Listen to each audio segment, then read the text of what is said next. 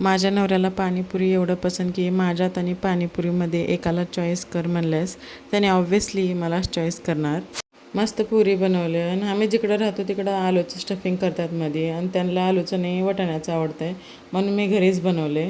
पाणी करायला सगळं होतं पण पुदिना नव्हतं म्हणून मी माझ्या नवऱ्याला सांगितलं की पुदिना आण म्हणून. मग त्याने सगळं आणले आणि पुदिनाच सोडून आले. मग काय, मग मी रिटर्न पाठवले पुदिना घेऊन या म्हणून. आणि माझ्या नवऱ्याला एक सेकंड लागत नाही माझा मूड खराब करायला.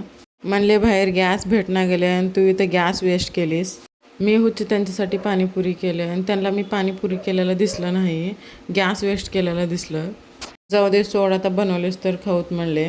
मग त्यांचं तर डिनर तेच होतं आणि माझ्यासाठी आणि ह्यांसाठी मला राईस बनवायचं होतं. आणि त्याने म्हणले आज राईस इलेक्ट्रिकल कुकरमध्ये कर म्हणले आणि मी त्याच्यातच केले. आणि पाणीपुरी करणं महाग पडलं मला. गॅसचं प्रॉब्लेम आणि पेट्रोलचं लवकर सॉल्व कर देवा आणि मी राईस केले आणि हे तर कधी संपतच नाही, हे राहतच आहे माझ्या मागे. आणि आजच्यासाठी एवढंच आणि thank you so much for watching.